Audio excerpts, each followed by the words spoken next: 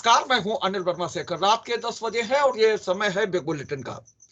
पूरे देश में विकसित भारत संकल्प यात्रा चल रही है और इन यात्राओं के माध्यम से भारतीय जनता पार्टी चुनाव का जो आधार है, ग्राउंड है, वो तैयार कर रही है। और ये पहला ऐसा कार्यक्रम है जिसमें अधिकारी और भारतीय जनता पार्टी के नेता एक साथ कदम ताल कर रहे हैं। सरकारी कार्यक्रमों में अधिकारियों के साथ नेताओं की भागीदारी हो रही है। जनप्रतिनिधियों की भागीदारी होना स्वाभाविक रहता है अक्सर, लेकिन इस बार भाजपा नेताओं की भी भागीदारी सरकारी अधिकारियों के साथ हो रही है।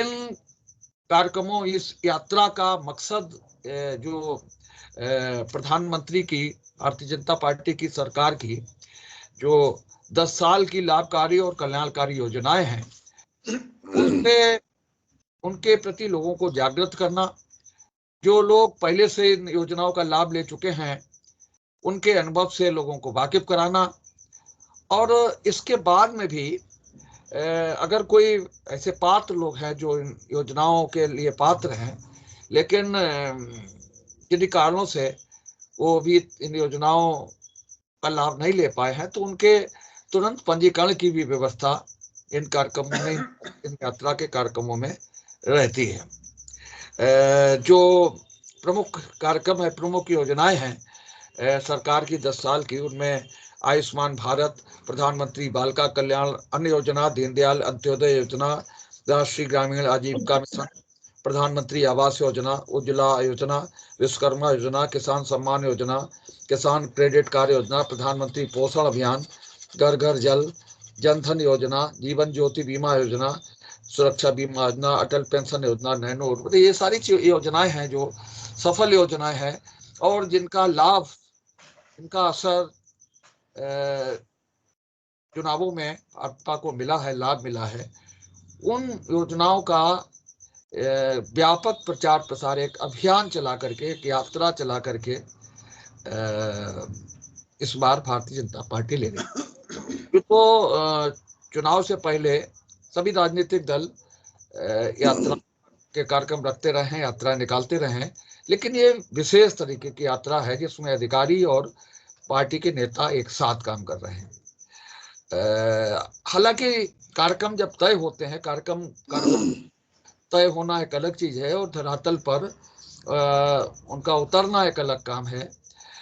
अभी 2 दिन पहले जो प्रेस नोट जारी हुआ जिलाधिकारी की तरफ से, उसमें भी ये बात स्वीकार की गई, ये बात बताई गई, खासतौर से वीडियो कॉन्फ्रेंसिंग के जरिए बात हुई जब संबंधित अधिकारियों की, तो ये लिख के आया कि जो कार्यक्रम हो रहे हैं उनमें भीड़ कम जुट रही है और भीड़ जुटाने के लिए जो निचले स्तर की जो टीम है, आंगनबाड़ी, आशा, इस तरह के जो लोग हैं, उनको लगाने की बात भी निर्देश किया गया। और ये उस वीडियो कॉन्फ्रेंसिंग का जो निचोड़ था वो था, और उसके बाद में इस तरह के निर्देश जारी किए गए। कई जगह इस तरह की स्थिति बन रही है। आज भी रोडवेज बस स्टेशन पर कार्यक्रम होना था, तो वहाँ न पंडाल की व्यवस्था हो पाई, और उसके बाद में जो वहाँ मंडल अध्यक्ष राजकुमार वर्मा, उनका बयान जारी हुआ है कि वो चीज़ें, वो जो व्यवस्थाएं होनी थी, और 11 बजे वो वाहन पहुंचना था, 1 बजे पहुंचा है, जिससे सारी व्यवस्थाएं अस्त व्यस्त हो गई। तो ये सारी चीज़ें हैं कि जितना इस यात्रा का प्रचार प्रसार किया जा रहा है, उतना कहीं कहीं वो यात्रा बाधित भी हो रही है।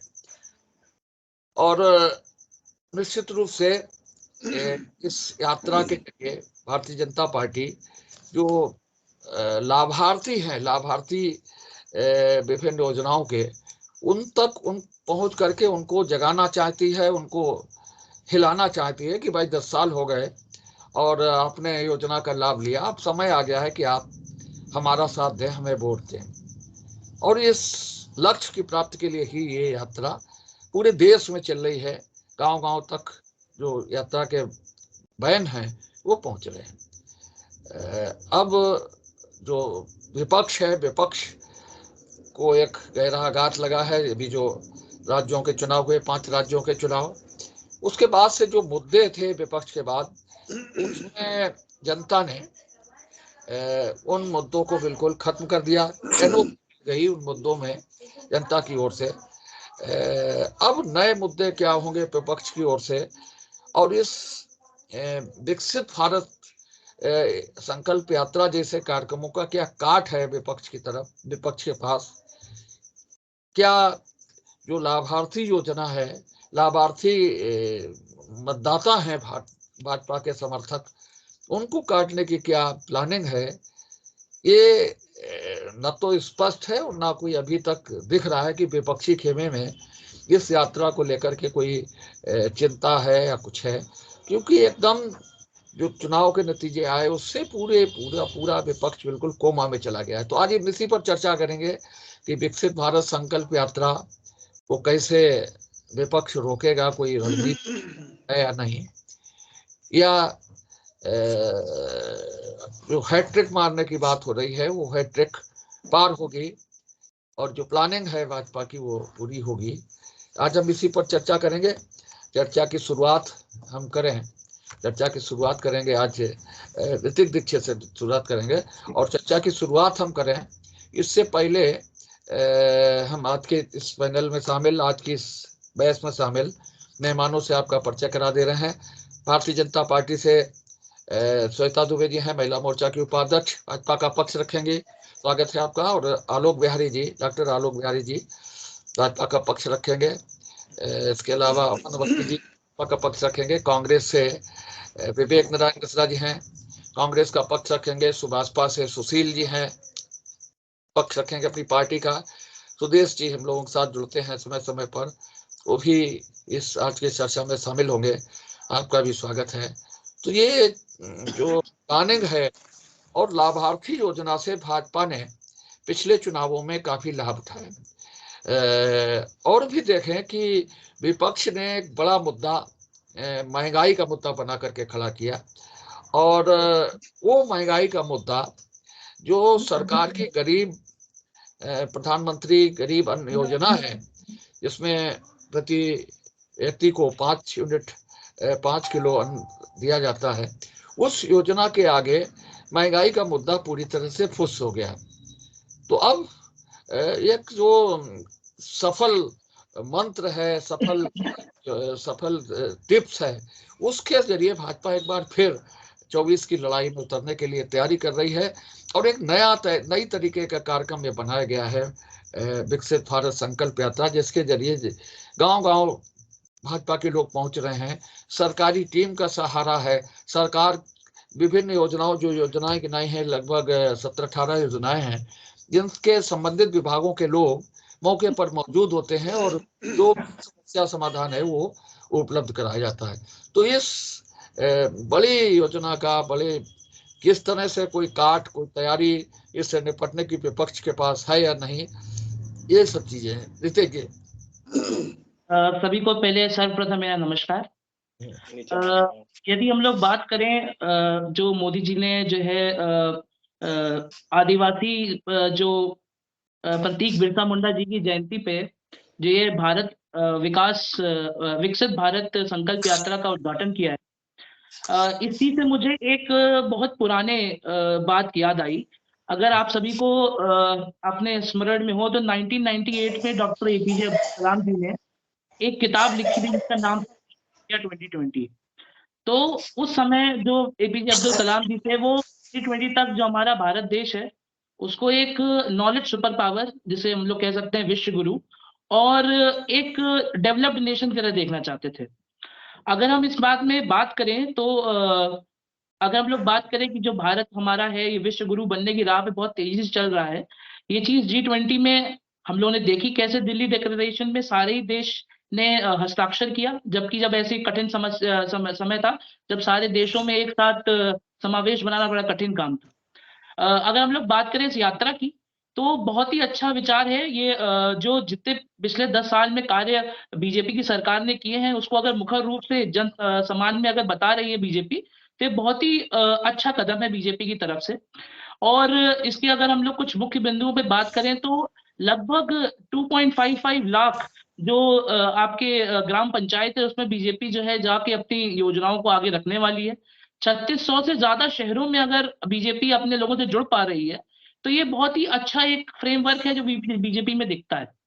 अगर हम लोग आज बात करें कांग्रेस की, तो कांग्रेस बीजेपी तो 2047 का सोच रही है। 2047 में वो भारत को एक विकसित भारत की तरफ देखना चाहती है। लेकिन जो विपक्ष है कांग्रेस है वो अभी तक आने वाले चुनाव के लिए क्या सोच है उसके लिए भी स्पष्ट नहीं कर पाई है। बीजेपी का जो ये संकल्प यात्रा है हम तो चाहते हैं, जनता चाहती है बहुत अच्छी तरह से जन सामान्य में पहुंचे, इसका प्रसार हो और जो भी लाभार्थी इसका लाभ उठाना चाहे उठा सकते हैं। बहुत ही अच्छी अच्छी चीजें इसके बारे में मैंने देखा। तो एक है कि अपनी कहानी अपनी जुबानी एक चीज है जो इसमें लाई गई है, जिसमें जो लाभार्थी हैं वो अपनी बात बताएंगे लोगों को। और साथ ही साथ इसमें काफी ऑफिसर चल रहे हैं जो और भी जो लोग अभी अछूते हैं जो नीति उससे जोड़ेंगे। तो काफी अच्छी ये यात्रा है। और अगर हम तो मैं चाहता हूँ जनता के रूप में कि ये बहुत सफलता पूर्वक इसका निर्वहन हो। और ये जो ये बीजेपी का पहल है बहुत ही प्रशंसनीय है। और अभी मुझे नहीं लगता है कि कांग्रेस के पास का कोई कार्ड तैयार होगा। वैसे भी विकसित भारत का कार्ड क्यों बनाना है? जब विकसित भारत का संकल्प ले रहे हैं तो उसका कार्ड ही क्यों बनाना है? ये तो इसका तो और कांग्रेस वालों को साथ देना चाहिए। जनता जब साथ दे रही है तो कांग्रेस वालों को भी साथ देना चाहिए। और अभी हम लोग जैसे आप बात कर रहे थे अपनी इकोनॉमी की, तो अभी एक रिपोर्ट में अभी पता चला है कि इंडिया मार्केट जो है वो 4 ट्रिलियन का शेयर मार्केट हो गया हमारा। हांगकांग को हम लोगों ने पीछे छोड़ दिया 2 दिन पहले। उसके अलावा एक स्टैनली मॉर्गन की रिपोर्ट आई थी जिसमें ये लिखा है कि 2026 तक थर्ड इकोनॉमी बन जाएगी। तो बहुत ही अच्छे हमारा सोच है आगे के लिए। और मोदी जी अगर 47 में विकसित भारत का संकल्प कर रहे हैं तो हम लोगों को भी इससे जुड़ना चाहिए। आलोक जी। शेखर भाई, जैसा ऋतिक जी ने भी कहा कि सबको साथ आना चाहिए। अभी तक देखिए, भारतीय जनता पार्टी हमेशा नए विकल्पों पर, नई राह पर चलने के लिए हमेशा प्रयासरत रहती है और उसी दिशा में ये एक कदम है। आप ये देखिए कि सरकार अपने जो कर्मचारी हैं, अधिकारीगण हैं, उनके माध्यम से क्रियान्वयन करती है। और जब सरकार और अधिकारी साथ होंगे तो आप सोचिए कि त्वरित निर्णय होगा, त्वरित क्रियान्वयन होगा, जनता के पास तुरंत लाभ पहुंचेंगे। जिनके पास पहुंच चुके हैं उनकी बात को वो सुनेंगे, जिनके पास नहीं पहुंचा है उनका तुरंत निदान होगा। ये तो बड़ी अच्छी पहल है। इसको मैं चाहता हूं कि पूरे देश में इस प्रकार का जो संकल्प माननीय प्रधानमंत्री जी ने लिया है, सभी पार्टियों को इस दलगत भावना से ऊपर उठ करके इसका समर्थन करना चाहिए, साथ देना चाहिए। अभी मोदी जी ने कहा था कि विरोध के लिए विरोध नहीं होना चाहिए।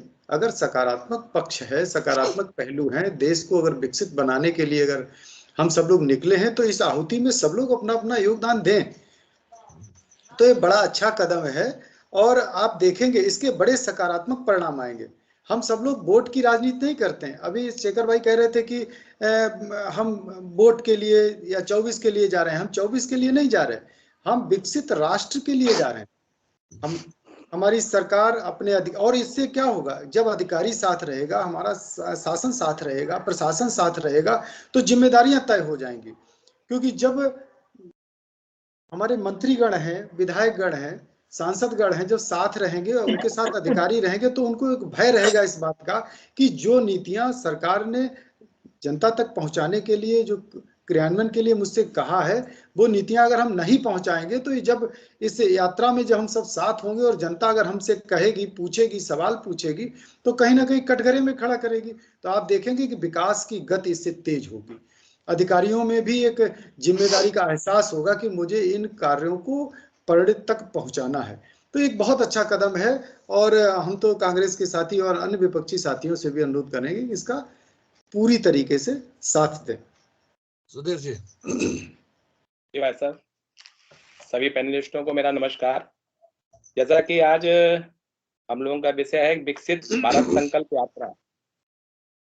विकसित भारत संकल्प यात्रा मोदी जी के 5 प्रण जो 2 अगस्त 2022 को 15 अगस्त 2022 को उन्होंने 5 प्रण लिए थे इस देश के लिए कि 2047 तक हम इस देश को किस तरीके से बनाएंगे। तो उसमें पहला प्रण था कि भारत राष्ट्र को विकसित करेंगे, विकसित राष्ट्र बनाएंगे। तो विकसित राष्ट्र की श्रेणी में है जो हम आखिरी व्यक्ति तक कैसे पहुंचे।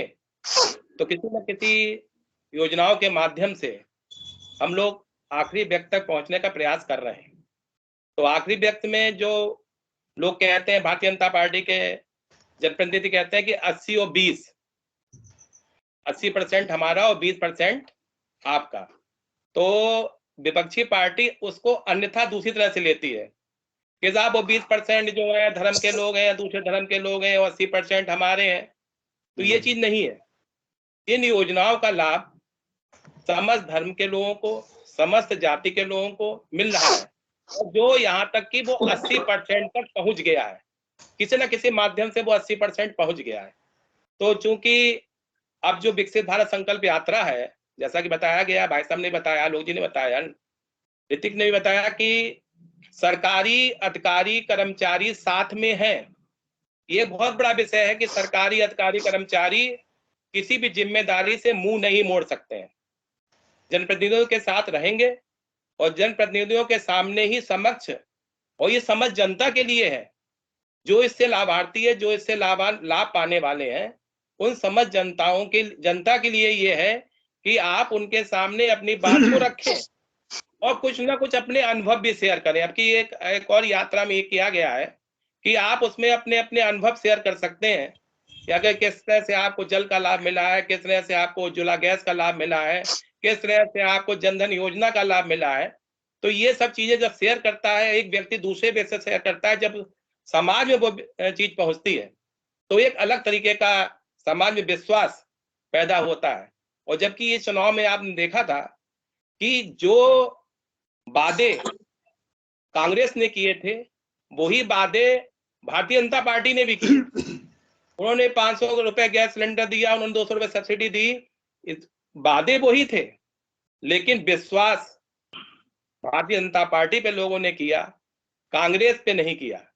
क्योंकि वादे करने के बाद उनको भी लगता है कि नहीं, अभी एक लोग कह रहे हैं भारतीय जनता पार्टी में, कह रहे हैं कि मोदी की गारंटी। तो मोदी की गारंटी केवल इसी बात की है कि अगर जो कार्य मोदी जी ने कहा है उसको वो अक्षरशः नीचे तक पालन कराते हैं। इसीलिए विकसित भारत संकल्प यात्रा में अधिकारियों की जो वहां पे भूमिका है वो यही है कि अगर कोई कहीं पे कोई कमी आ रही है तो उसको सही तरह से उसका निदान किया जाए, जनता को उन योजनाओं का लाभ सीधे सीधे प्राप्त हो। ये आज विकसित भारत संकल्प यात्रा है। और जैसा कि लोग कहते हैं, मैं तो यही कहता हूं कि कुछ ना कुछ कांग्रेस को अपनी नीतियों में परिवर्तन करना पड़ेगा। केवल ये करने से नहीं होगा कि हम अडानी पे कोई बात, अडानी का जो इतना बड़ा एक चुनाव से पहले वो लाया गया, उससे कोई फायदा नहीं हुआ। आपको अपनी योजनाओं को क्रियान्वयन को, अब आप देखिए कि वो भारतीय जनता पार्टी आपसे कितनी आगे निकली हुई है।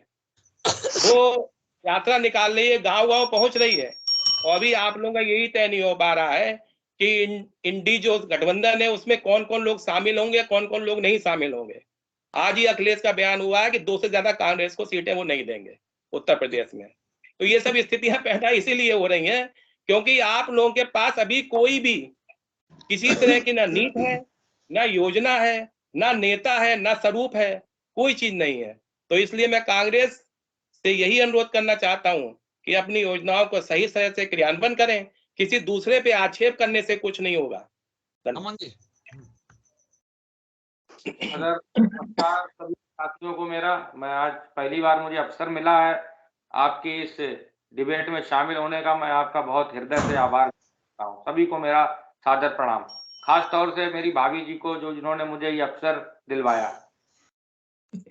जैसा कि अभी हमारे सभी लोगों ने इस चीज को स्वीकार किया कि जो विकसित भारत यात्रा है यह कोई चुनाव से संबंधित किसी प्रकार की यात्रा नहीं है। यह एक वह यात्रा है जिसको हमने क्या जमीन पर किया। हम आज लोगों के बीच में हर हालत में जाने के लिए हमारे नेतागण, हमारा कार्यकर्ता जा रहा है लोगों के बीच में और ये कह रहा है ये हमने आपसे कहा था। हमारे प्रधानमंत्री जी ने 15 अगस्त पे ये वादा किया था, 26 जनवरी को आपसे यह वादा किया था। आज हमने ये वादा आपके बीच में, चाहे वो किसान भाइयों के लिए हो, चाहे वो हमारी मातृशक्ति के लिए हो, हमने इस वादे को आपके लिए पूर्ण किया है। अब आपका जो कर्तव्य बनता है आप उसका निर्वहन करिए राष्ट्र के हित में। भारतीय जनता पार्टी का हित हम नहीं मांगते हैं, हम चाहते हैं हमारा जो राष्ट्र का हित हो इसका आप आकलन करें और उस आकलन को करते हुए अपने को जिस अच्छे मोड़ पर ले जा सकें आप लेकर के जाएं। जैसे अभी आपने योजनाओं की बात देखी होगी, मैं एक योजना की बात करना चाहता हूं, हर घर नल। यह कोई शेखर जी छोटी मोटी योजना नहीं है, ये बहुत बड़ी योजना है और इसका कितना बड़ा लोगों को लाभ मिलने वाला है ये इसका मात्र शक्ति से ज्यादा कोई नहीं जान सकता है। मैं एक स्वयं गांव का निवासी हूं, हमारी गांव की माताएं बहनें सर्दियों के दिनों में गर्मियों के दिनों में कभी हैंडपंप खराब है तो दूसरे के घर से पानी करके भरती हैं। आप समझिए आज उनके घर पर नल की टोटी लग चुकी है या लगने वाली है। मार्च तक का टारगेट है, हर घर नल पहुंच रहा है। तो ये कोई छोटी योजना नहीं है, बहुत बड़ी योजना है और इससे प्रत्येक व्यक्ति को लाभ मिलने वाला है। लोगों ने आज से 2 साल पहले या 3 साल पहले सोचा भी नहीं होगा कि मेरी ग्राम पंचायत में या मेरे गांव में, आज फर्रुखाबाद नगर पालिका क्षेत्र की अगर आप बात करेंगे तो फर्रुखाबाद नगर पालिका क्षेत्र में लोगों को घर घर नल नहीं मिल रहा है। वह पानी अपने समरसेबल का यूज करते हैं 150 फीट का, जो कि पानी पीने योग्य नहीं है। लेकिन आज ग्रामीण क्षेत्र में आप देखेंगे तो हर घर नल पहुंच रहा है और पानी का जो क्राइटेरिया रखा गया है वहां पर पानी के टेस्ट है और हर तरीके से वहां पर सुविधा दी जा रही है। तो जो चलिए ठीक मैनेजमेंट है, जो हर चीज का जो वो देख रहे हैं कि हमको किस चीज को नागरिक को देना है जिससे कि हमारा राष्ट्र पानी की जो व्यवस्था हो रही है बहुत बड़ी व्यवस्था है, बीमारियां आदि से आप इसी प्रकार से चाहे आप पहले हमने कहा था एक जमाना था कि आतंकवादी अहमदाबाद से लखनऊ बम्बई दिल्ली थोड़े दिन पहले हमने कहा था होते थे, आज हमारा देश इस चीज से सुरक्षित हो चुका है। तो मैं कहना चाहूंगा ये विकसित भारत बदला है और भारत का जो स्वरूप बन के आया है ये 2047 में एक नई भारत लिखागा और इसमें आगे कोई भी प्रधानमंत्री बने ये देश कहाँ जा रहा है। हमने बहुत पहले कहा था आपसे कि इंडिया गठबंधन में कुछ रहा नहीं। पहले तो ये समस्या आ रही थी कि कहीं नेता तय नहीं हो पा रहा था और पहले भी हमने इस बार कहा था कि इंडिया गठबंधन उत्तर प्रदेश में तो है ही नहीं बल्कि भारत से भी भागने वाला है। और आपने ये देख भी लिया होगा कि ये जब चुनाव परिणाम आए तो हमारी बात सत्य निकली।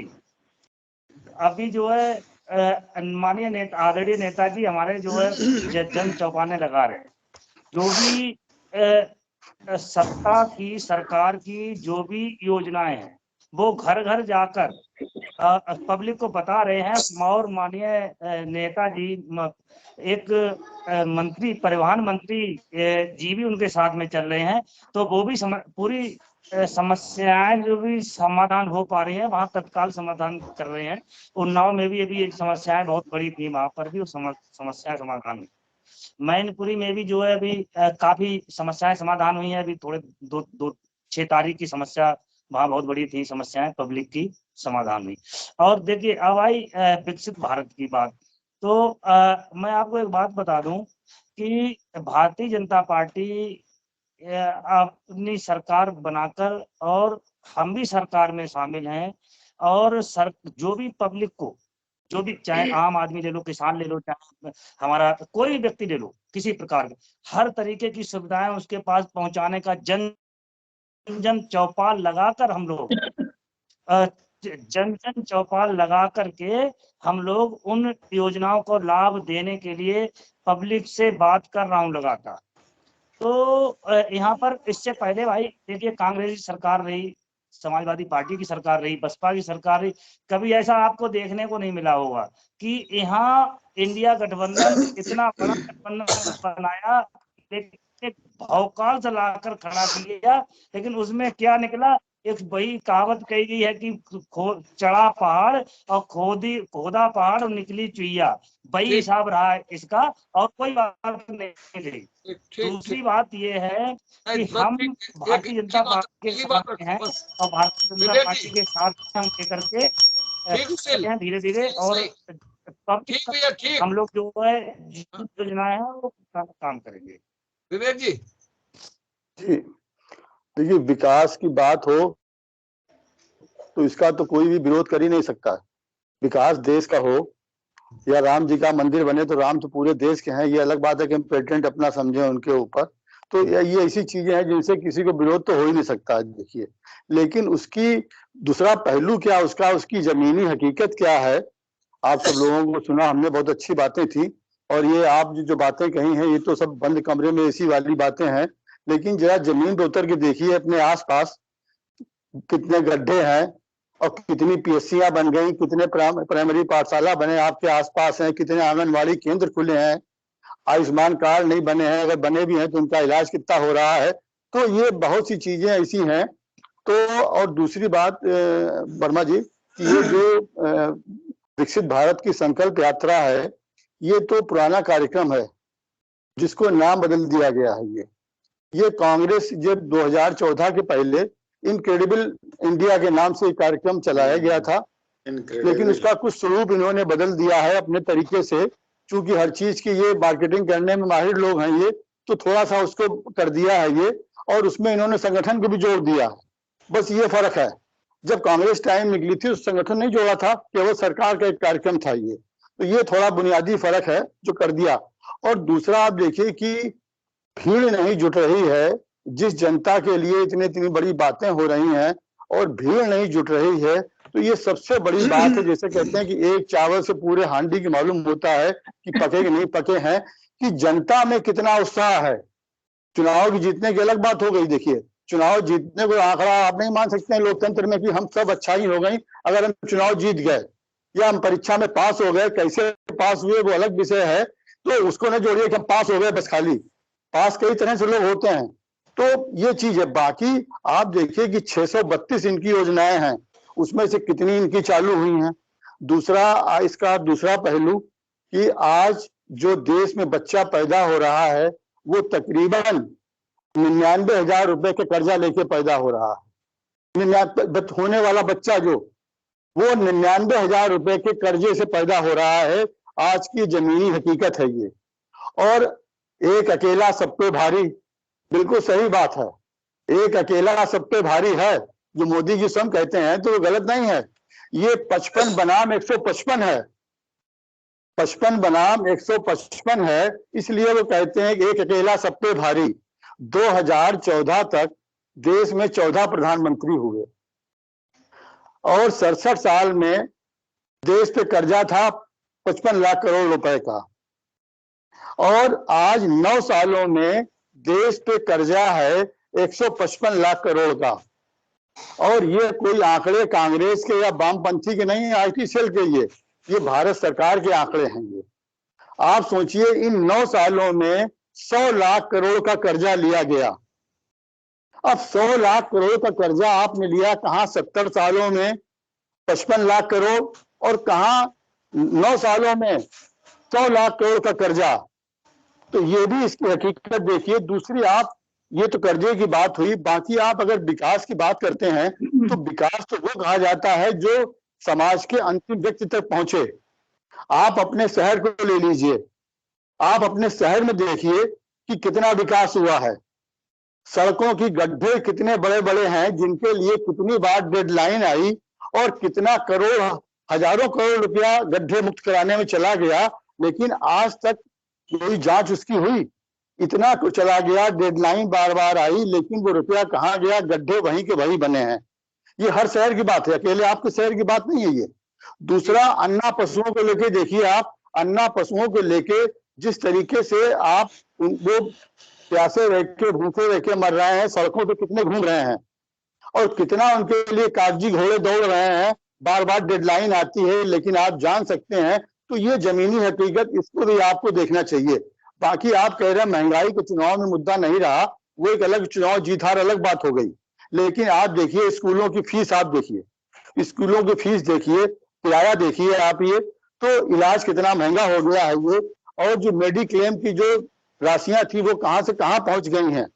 आज 9 सालों में बुजुर्गों के लिए क्या सरकार ने स्कीम चलाई? बल्कि अलबत्ता ये किया कि जो रेलवे में किराया छूट मिलती थी वो भी सरकार ने खत्म कर दी। आज सरकार अगर बुजुर्गों का भी ख्याल करती तो मेडिक्लेम की पॉलिसियां भी एक उम्र से बढ़ के हो सकती थी। तो आज इन चीजों को देखा। और रही बात वादे की, आप कहते हैं कि 2047 की आप बात करते हैं।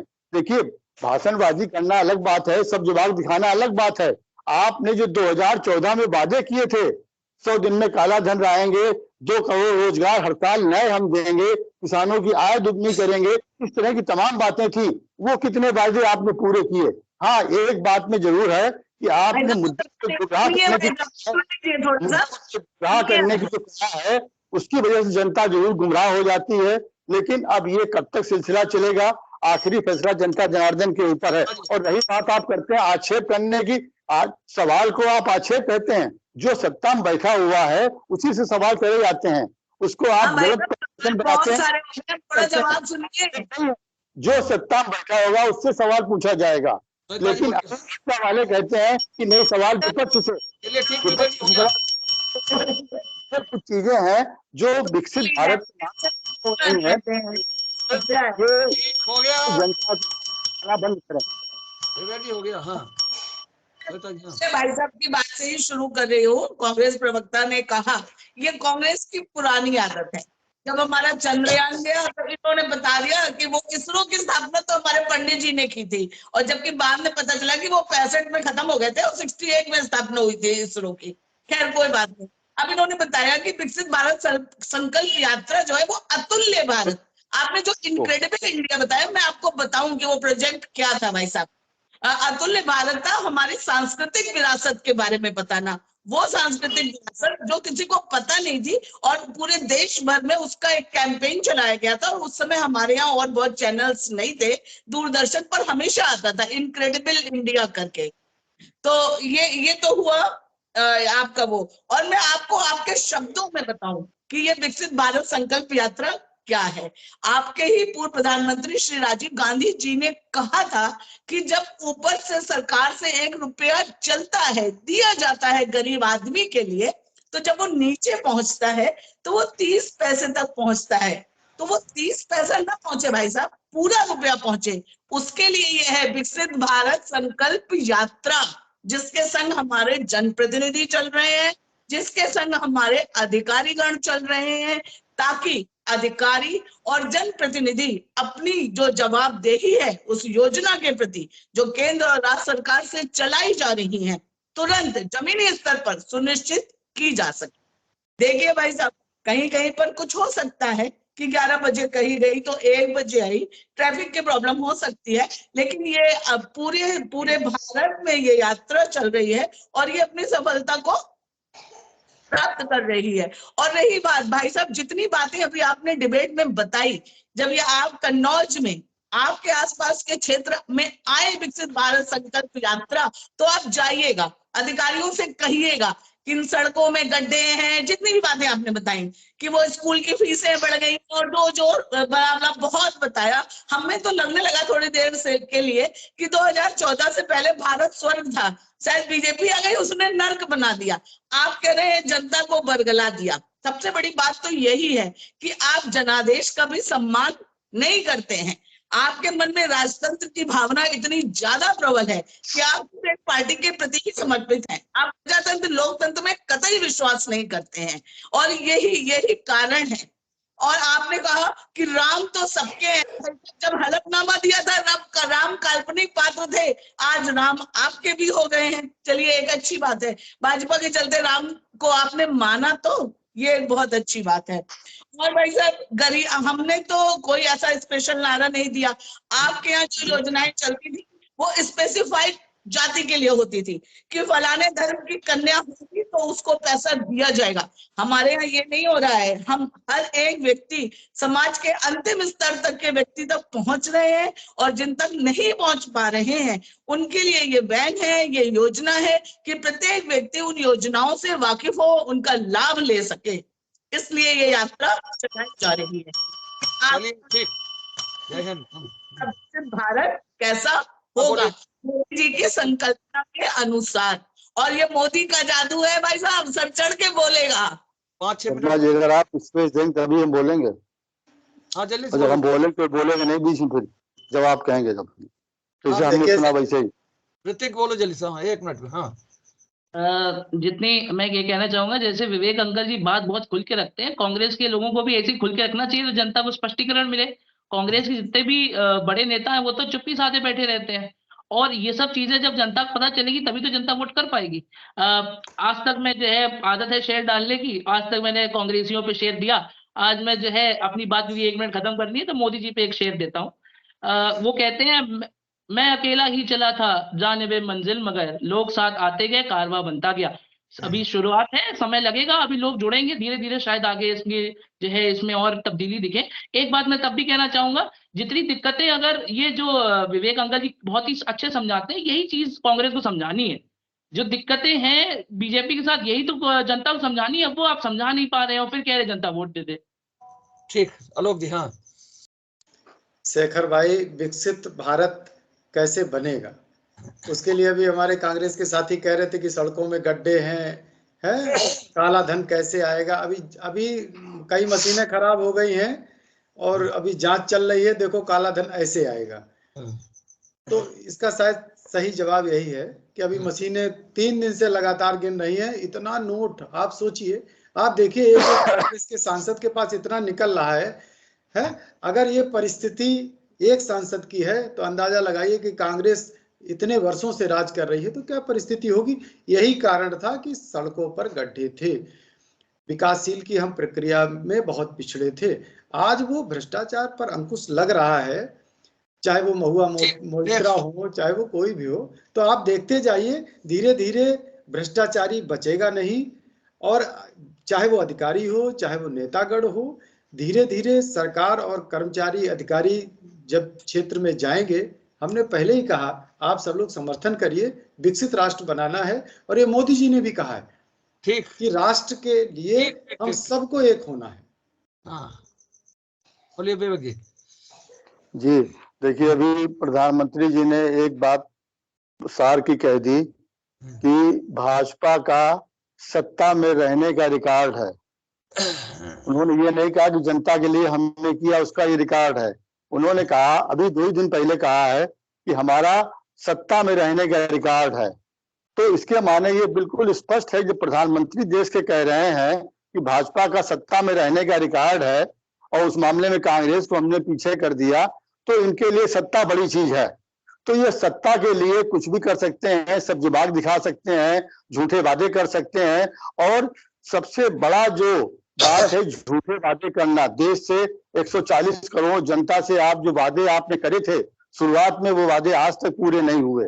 ये अलग बात है कि जनता की याददाश्त कमजोर होने का पूरा फायदा उठाते आप हैं, मुद्दों से घुमा देते हैं और उसका लाभ आपको मिल जाता है। बस ये इसका मतलब आदरणीय मिश्र जी कह रहे हैं कि जनता हमारी बुद्धिहीन है। कांग्रेस के साथी ये कह रहे हैं कि जनता को कुछ याद नहीं रहता है। अगर याद नहीं रहता तो आप ऐसा नहीं आलोक जी, लोकतंत्र में जनता ही सब कुछ है, जिसको आप सब कुछ मान लेते हैं। अब मैं मान लेता हूँ, मैं जीता, ये तो आपके अंदर है, ये आपके अंदर है। जनता जनार्दन है और ये लोकतंत्र है, यहाँ जीत हार उसी का हिस्सा है, जिसको आप अहंकार मानते हैं कि हम जीते। प्रधानमंत्री जी कहते हैं हम जीते, सत्ता में रहने के रिकॉर्ड है। तो जनता जिताया, जनता ने भरोसा किया, उस जनता को आपने क्या किया? जनता ने भरोसा किया, बस आप सोचिए, जनता ने भरोसा किया और भरोसा ही रिकॉर्ड है। सब जुगाड़ दिखाने की देखिए, हवाई चप्पल वाले हवाई घूमेंगे, ये जुगलबंदी करनी आती है, ये तो बात है। लेकिन कौन हवाई जहाज में जा रहा है आप सोचिए। आपने तो बुजुर्गों की रियायत भी अब रेंज कम कर दी आपने। ये आप कहते हैं, हमारे कांग्रेस के साथी ने कह दिया कि सत्ता में विश्वास की वजह से बनाया जा सकता है। चलिए समाप्त कर दो। सबसे बड़ी पराकाष्ठा कि कोरोना में भी आपने झूठ का विश्वास नहीं होता, झूठ पर विश्वास नहीं होता।